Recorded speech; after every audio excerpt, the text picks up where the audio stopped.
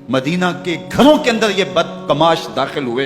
इब्ने साद और शिमर जो है वो खेमों में दाखिल हुआ और मुखद्दरात इस्लाम की चादरें छीनने की कोशिश की। हजरत ज़ैनब सलामुल्लाह अलैहा ने मुखातब होकर कहा, हमारे चेहरे के रखवाले चले गए हैं, जालिम तू ख्याल नहीं करता हम रसूलुल्लाह की बेटियां हैं। हजरत शहरबानो, हजरत ज़ैनुल आबिदीन और हजरत ज़ैनब सलामुल्लाह अलैहिम, इन तीनों को एक ऊंट पे बांधा गया और बाकी ऊंटों पे बाकी सादात को, हुजूर की शहजादियों को बांधा गया, रस्सियों में जकड़ा गया और ऊंटों पे बांध करके कूफे की जानब आगे आगे शहीदों के सर चल रहे हैं और पीछे ये काफिला चल रहा है। और जब ये काफिला वहां से गुजरा जहां लाशें पड़ी थी, इमाम ज़ैनुल आबिदीन 14 साल के थे और बीमार थे और उनका हौसला न हुआ, वहां गशी उनके ऊपर आने लगी। और वो मंजर इब्ने कसीर ने, बाकी लोगों सब ने लिखा है कि फिर जब उनकी ये हालत हुई तो फिर सैयदा ज़ैनब सलामुल्लाह अलैहा, जिन्होंने अभी तक बड़े हौसले के साथ सारी मुश्किलात का मुकाबला किया था, अब उनके बंधन टूट गए और आंखों से आंसू बहने लगे। और सैयदा ज़ैनब थे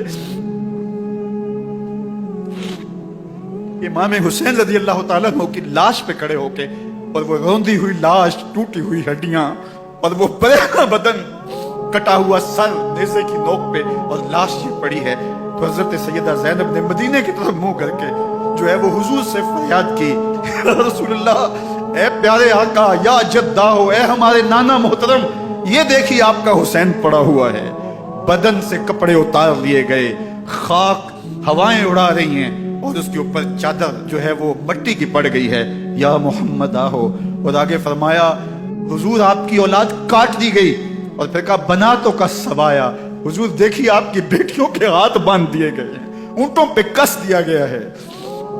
सरे शहीदा आगे आगे चल रहे हैं। रास्ते के अंदर एक जगह आई और इनको उतारा गया। रात का मौका था, एक खातून आई और उसने कोई खाना पेश किया इनको और कहा कि मैं किसी जमाने में हजरत सैयदा फातिमा तो ज़हरा की नौकरी किया करती थी, उनकी लौंडी थी, उनकी कनीज थी, और आज मुझे पता चला कि आप लोग गुजर रहे हैं, तो मैंने कहा कि मैं अपनी मखदूमा के ख़ानदान की खिदमत करूं।